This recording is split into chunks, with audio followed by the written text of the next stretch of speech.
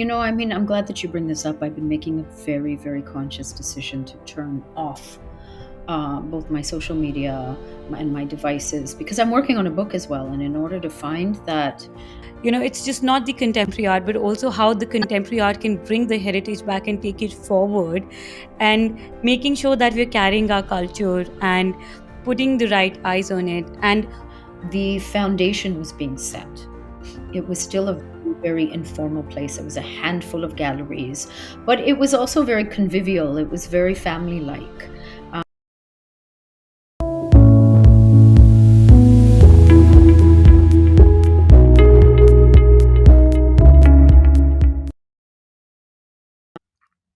welcome to the podcast, Lisa. I'm very, very excited to have you. Thank you so much, Charuka. Thank you. Thank you for reaching out as well.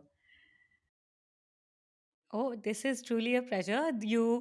I am truly like any Indian who would be listening right now. It's how the Bollywood craze. We not only know you as someone who's also the part of the art world, but also such a big body of work of a creative. I why don't you let's go right in. And would you like to introduce yourself? How would you like to introduce yourself to everyone who's joining us right now? Oh my goodness. I didn't even think of that. I mean, for me, I'm just a creative and of course a mother.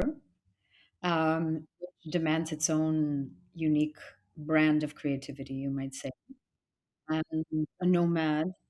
And I like to, I think, in this phase of my life, say that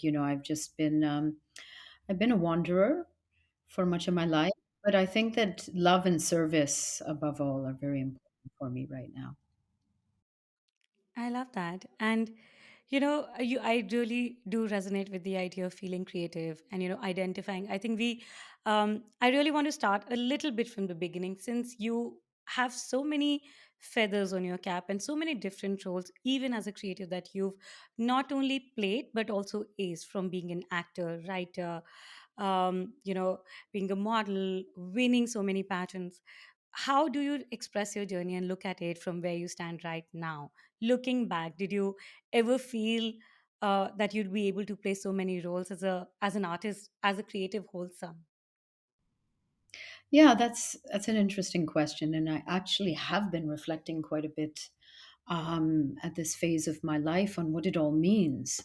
Looking into the rearview mirror and trying to sort of discern whether there's been a very clear path. And the best that I can say is no, there hasn't been. I think a lot of my creative life, both professionally and personally, and I have to say that there is a difference between the two, um, have happened really serendipitously and accidentally.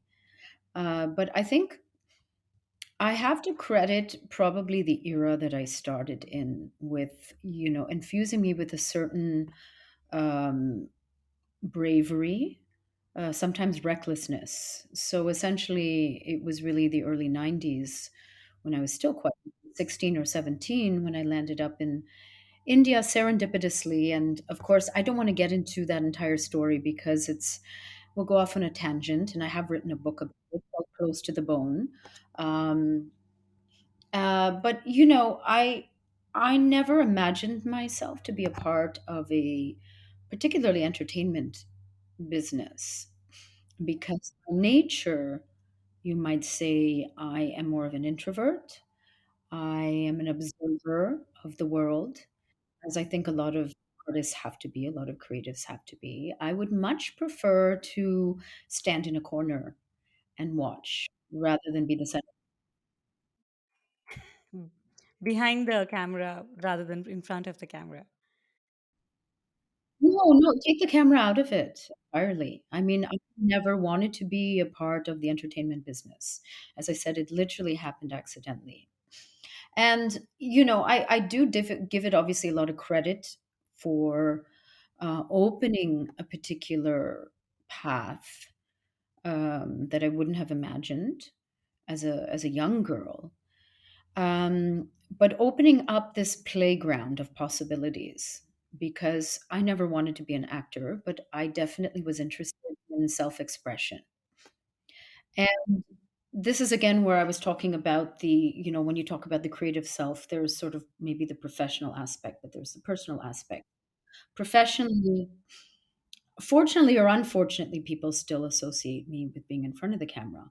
But on a personal level, I've been writing for a long time. I always imagined to be a writer. Um, I started collecting contemporary Indian art when I was 17 years old in Mumbai. So I was fortunate enough to. And that too, it's in the 90s. That was in the 90s. I was fortunate enough to attend Harsh Goenka's art camps back in the day in Mumbai, and I was able to pick up, some incredible masters at, you might say bargain, though I didn't, I wasn't, yeah, I wasn't, picking it up with a marketplace mindset. I was simply picking up art that resonated with me and that told a story that also marked a particular period of my life.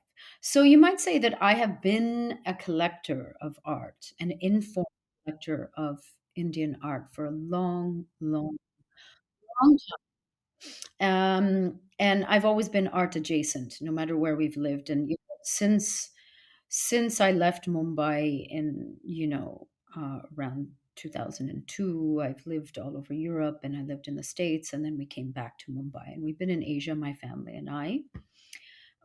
We've lived in Hong Kong, Singapore, now Dubai, back to Mumbai. Mumbai is always going to be the heart center of my life. India is home. Uh, but, also, I think that Dubai is a very exciting merging center for both arts and culture right now. So I'm really happy to be based and technology. Yeah, many different possibilities. I see it as kind of the bridge to the future. But there also is a bridge to India from Dubai. So I feel very, very happy and comfortable here. That, yeah, I it still feels like pretty close to home for sure. Well, it's also very conveniently located from, the point of view as well. I want to ask you something. You said like how 90s, you are crediting 90s as a big part in your own life and what it played and how it set it out for you. But let's talk in context to the art that you said and how you started collecting art and being interested in the art so young. Can you give me a little context? And maybe I'm just trying to look in here if there is something.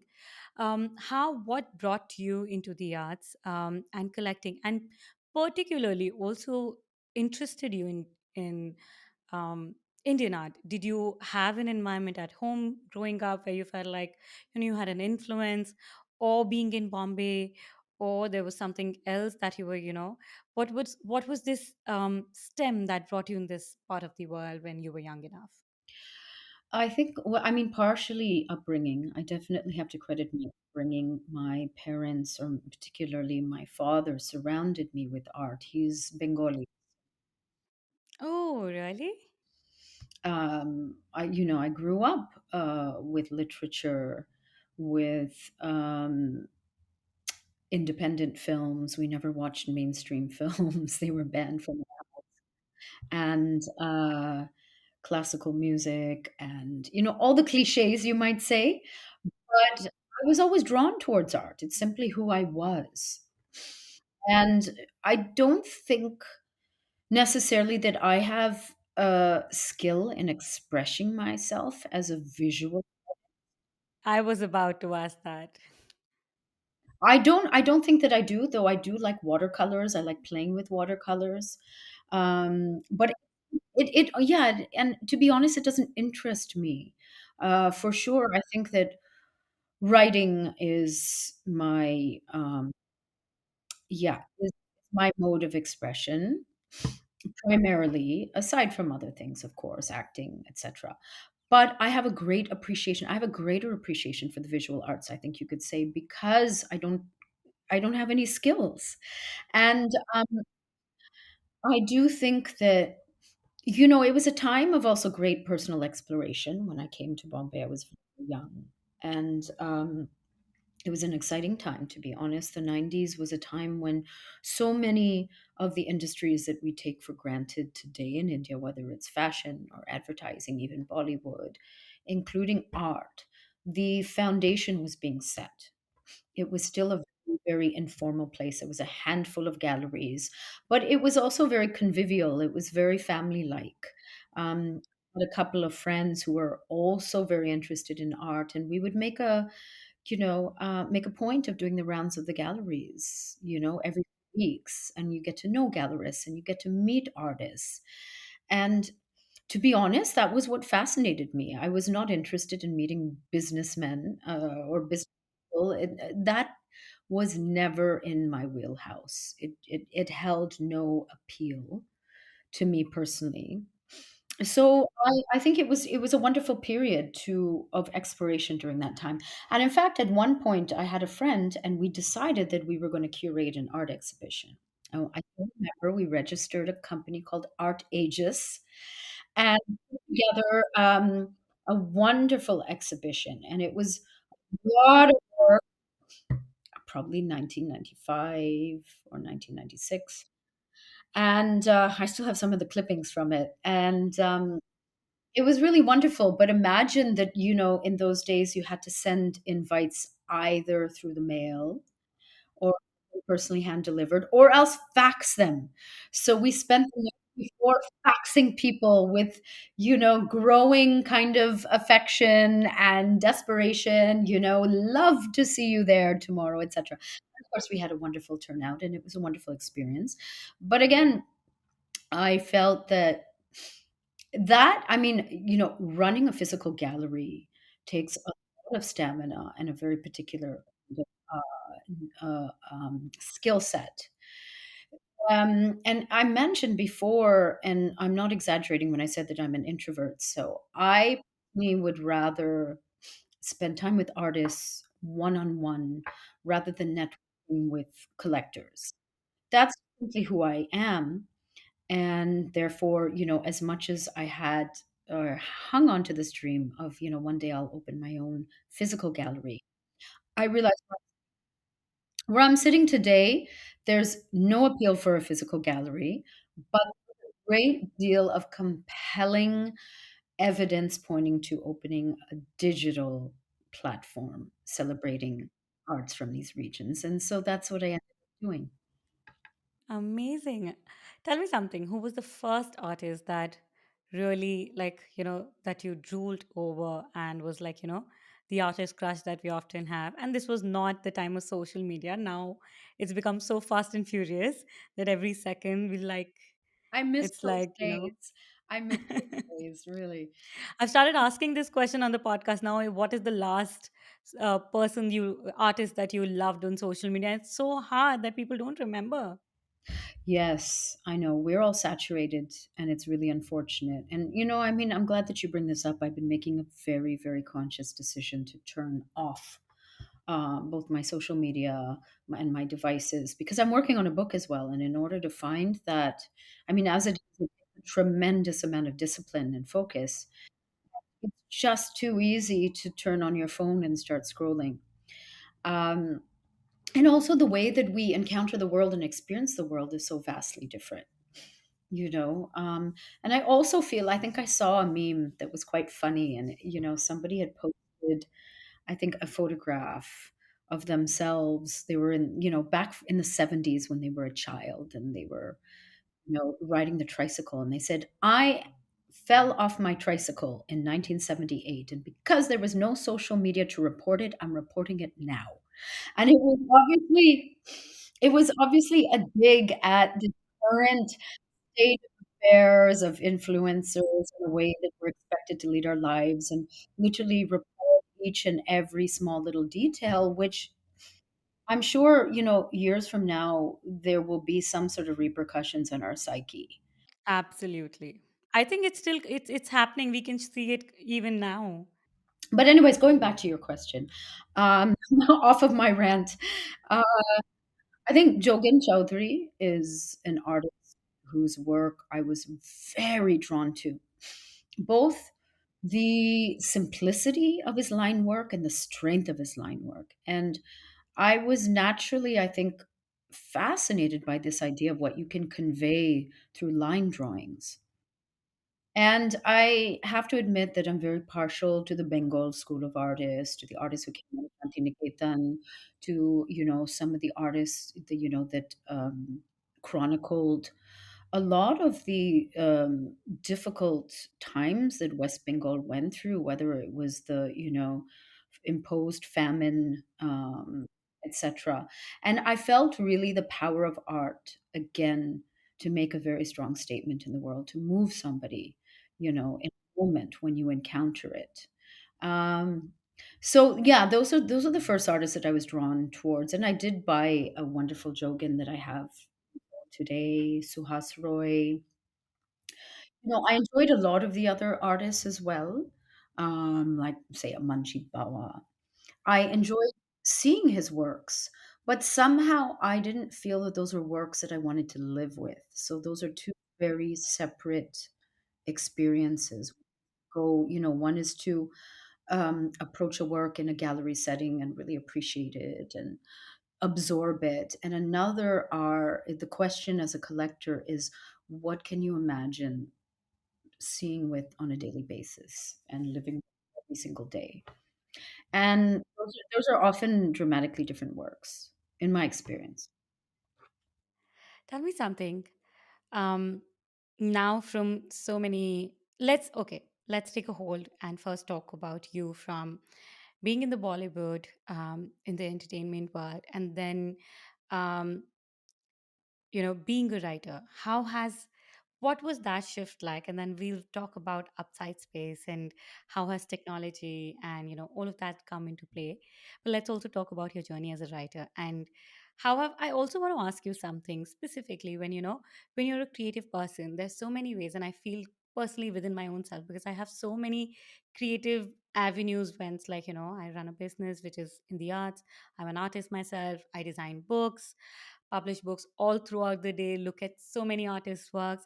And I feel like every aspect has so many, just a different way of expression. Some has, some feels a lot more natural and some feels like a skill I'm acquiring over the time. But it's also always exciting the way that, we express ourselves in always new ways. Can you talk a little bit about how writing has happened for you and what has that meant for you all these years? Well, writing didn't happen recently. Writing, I've always been writing. So then the question arises, um, do you define yourself as a writer if you are writing since the age of probably 10, but you never publish your work? Or are you only a writer if you become a published writer? And is a debate that, I'm sure would become very heated very quickly. And, this applies to any sort of creative endeavor. Are you a painter if you for yourself, or only if you display them in a gallery, right? And that leads to the upside speech. Well, I mean, I've been writing always, and I finally had the opportunity to publish on the basis of after I was diagnosed with cancer because suddenly I had publishers approach me to tell my story. And even though I would have preferred to start perhaps with fiction, I realized that I was going to leverage this opportunity. Finally, um, get my words out there. And actually, before that, I've written numerous articles for quite a few magazines in India, whether it's Vogue or Elle or Harper's Bazaar. I've had a column in DNA. But the interesting thing is that people again tend to dismiss it. They tend to only fixate on this one version of yourself. And I think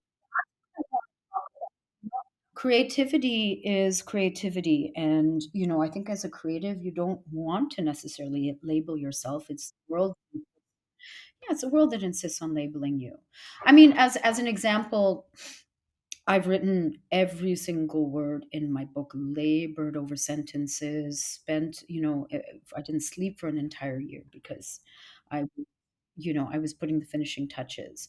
And yet, after my book came out, quite a few people that actually even reached out to close friends of my husband and said, "Did she actually write this? I mean, come on." And a ghostwriter. And, on one hand, are you doing this for validation? Well, it was a big deal for me because it's also a book that's so personal, and it's about back my own narrative, because for so much of my life, other people were telling me who I was. And now as an artist, I'm telling you who I am. And so, that would sometimes cut. That would sometimes. But then, again, I make this, I have to drop my expectations of people as well to understand me. I have to meet them for where they are. And so, for me, the creative process is simply creative process. It was very natural. I didn't think that there was no transition.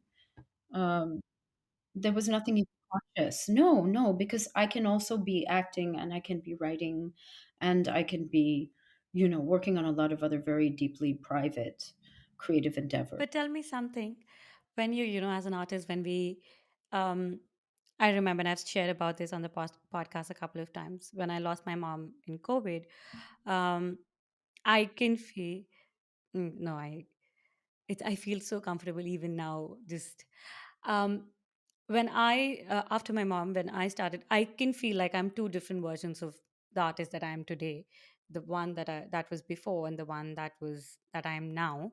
Specifically, in the first year, I did a solo show, and that was here in Agra itself, and I did an entire series of body of work, which was just on her death anniversary, which also is very close to my birthday.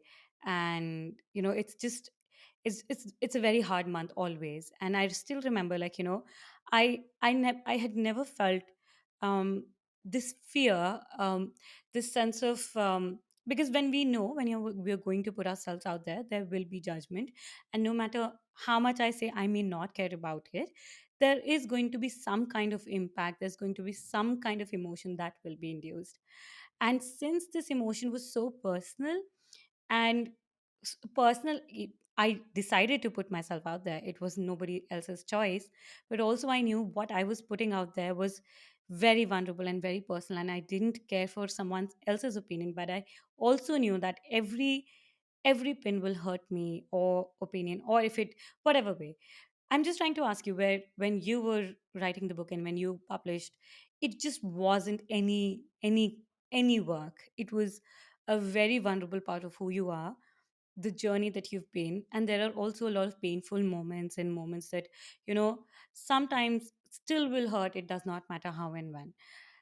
How does, because I think, I don't know how acting works, but I'm assuming, and please correct me if I'm wrong, that the level of vulnerability, specifically a painful moment of your own life, when you project that and put it out in the world, that may feel a lot more, you feel like you're putting yourself out in the world for judgment.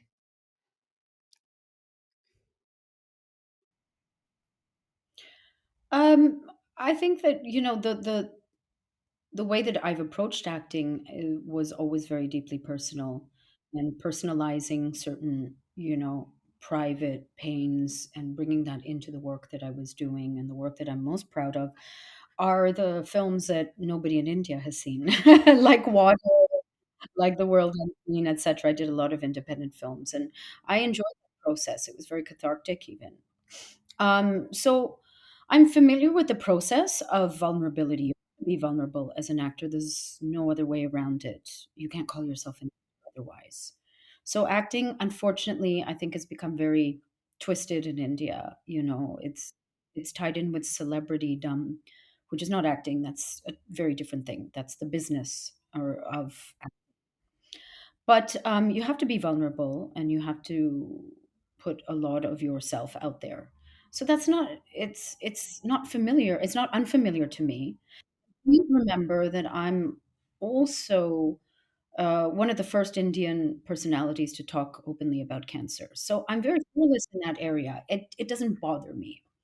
I, in fact, feel more suffocated and discombobulated by hypocrisy or having to conceal anything. nature is just to live very openly as possible, particularly when it comes to my personal story. When it comes to my family, that's a different story. Obviously, I feel more protective there, and it's not my place to, to share our family's personal moments. But personally, I have nothing to hide. I have no problem with sharing pain and vulnerability, and I believe that pain is an essential part of life. And as an artist, if you're scared of pain, you can't produce good art. So it was cathartic, and I really welcomed being able to share who I was because I was very, very weary and tired of being labeled as this glamour figure, which I'm not. I'm simply not, and it happens until today. I'm 51 years old, and people still talk about a video that I did when I was 17 or 18. And it sounds funny, but it's actually very irritating because obviously that's not who I am. And but it's no longer who I am, regardless. So it's like I was thinking of, sort of a way of explaining it, or like a metaphor, um, like something that you've done in high school. I had thought of something actually, and now I've completely forgotten it. But suppose you in your high school played jazz or something, a jazz yatra, something like that. But today you are someone very different. You're a CEO. um you wouldn't necessarily be identified as a jazz musician. You might even want to, but people wouldn't necessarily pin that onto you for so long. And the fact of the matter is, I've moved so far from who I was when I was younger. And even when I was younger, I was not who people thought that I was. I think that also living, after cancer, survival becomes a creative act. Everything becomes a creative. And to be honest, even before that, my life was a creative act. It was almost like performance art because there were very few others who were doing what I was doing. Imagine as a young girl coming to India in the early 90s when India was not what it is today. It was not easy.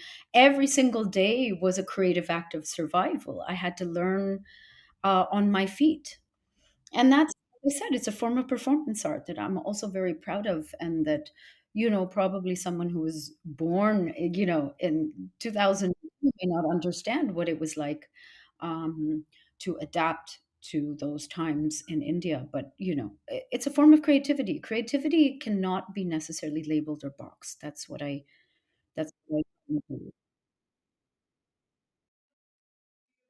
Absolutely. And I think I truly relate to the idea that, I feel like more than my desire, I don't know if it connects or even makes sense. Re Specifically again, after, like you said, when you go through a certain um traumatic experience, or something that really moves you, or grief, profound grief, let's say, um I figured that my desire to be an artist versus my desire to live a creative life, like, you know I really have this very strong thing in my gut, like, I really have and must live a creative life more and beyond anything else I want to be. So it's just not the profession, the career, what I put out, but everything, how I wake up, how, mm, the yoga I do, the dance I pick, it's just everyday life. Because when I go, I don't want to be remembered. I also, I see, hear, where so many conversations that happen today, where we are continually speaking about impact, changing the world, where all of that, it does make sense and I do connect. But at the end of the day, at least I think it's changed me over the years, where I feel like, if I go away, when I look back, for me, a happy heart or a content would be, did I live a creative life or not? Because that. Well, that's beautiful because that's transcending the ego on some level, right? It's the ego that is going to think about legacy and fame and, things like that. And true creativity is should not um, be. beholden to the ego, I think. And by the way, I remember the metaphor I was thinking of the other day. And this goes back to the 90s, though, so only 90s kids really get this. So it's sort of like looking at George Michael and his career and the artist he became, and always associating him with Wham. Wake Me Up Before You Go, with the big hair, and he was wearing shorts. But, I mean, that would be doing such a disservice to the artist that he became later. And I mean, I don't put myself at all in the same category as Michael, because I do think he became, again, like a brilliant artist. Uh, but, the experience would be the same. And it's just as frustrating. I feel that I have contributed and said a lot more. But then you see, I mean, I think the world, we have to separate it out as an artist. There's the aspect of popularity and pandering to the gallery, which is what social media is about. And then art is simply about, I feel, being compelled to express something regardless of whether somebody's accepting it or not, or going to see it or not. So these are, again, two opposing forces. They don't always intersect. And, that's why probably a lot of the things that I've done later on in life are not going to be seen on a mass level, and that doesn't bother me at all. It's just that I don't necessarily want to be called the Afrin girl for the rest of my life. But like you said, this is another common myth, and I think a lot of something that artists do struggle with a lot. The downside and the upside of being okay.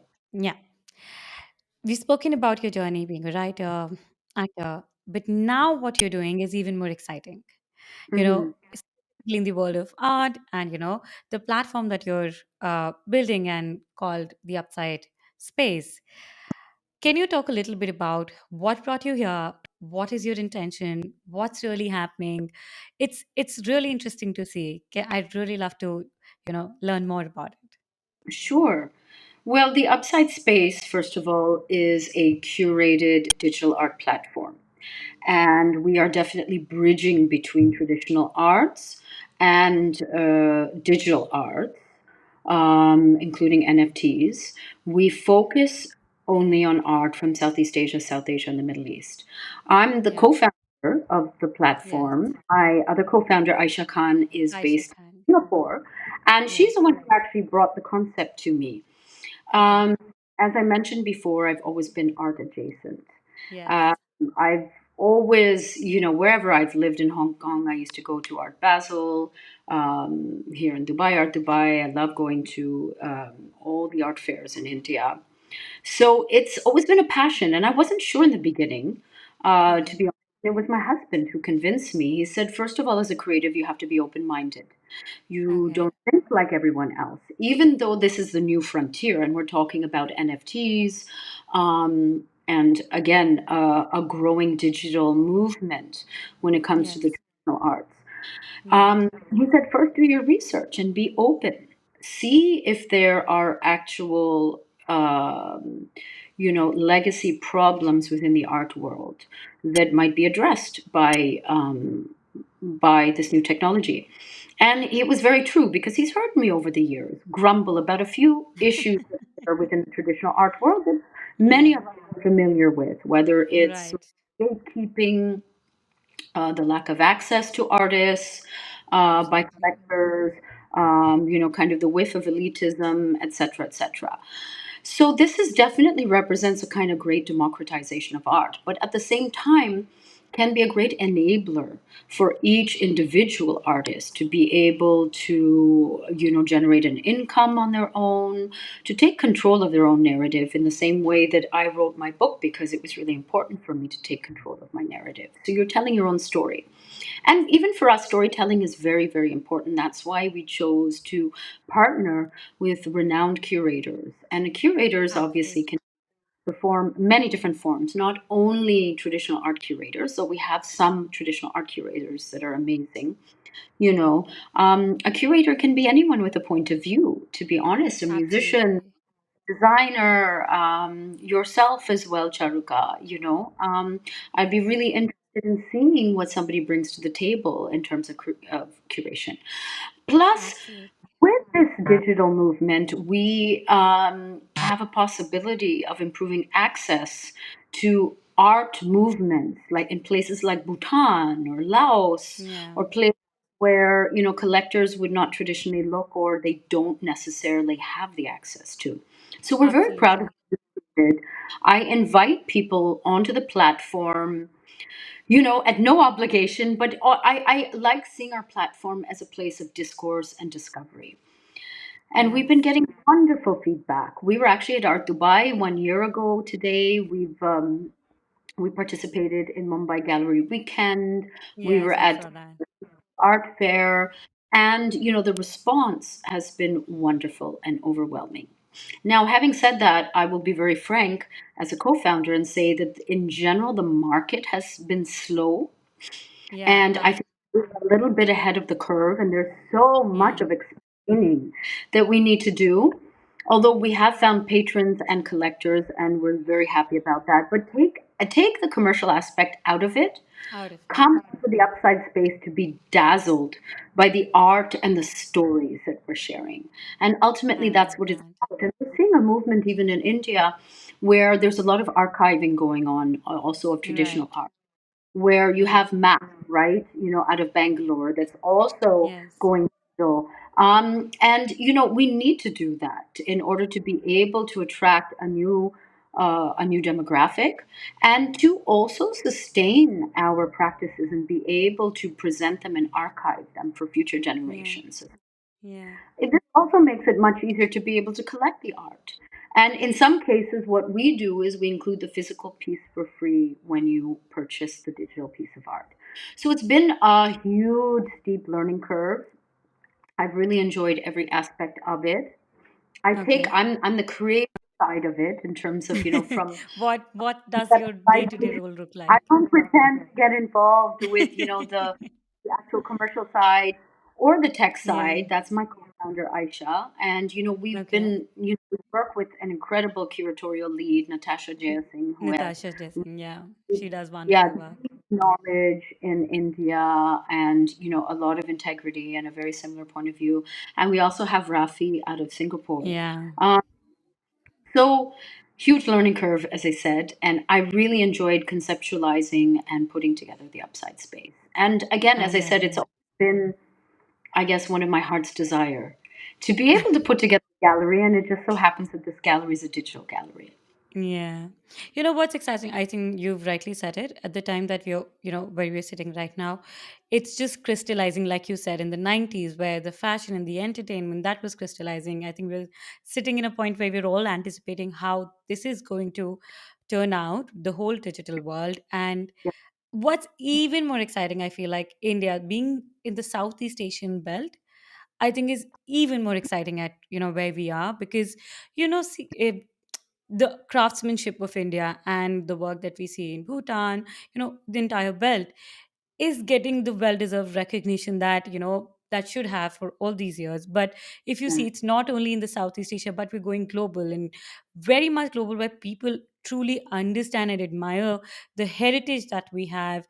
And I just when I look at these projects and I feel like it's just not the contemporary art, but also how the contemporary art can bring the heritage back and take it forward, and Mhm. making sure that we're carrying our culture and putting the right eyes on it, and also And making sure. Yeah, at the same time reimagining and right, reinventing exactly. modes of expression.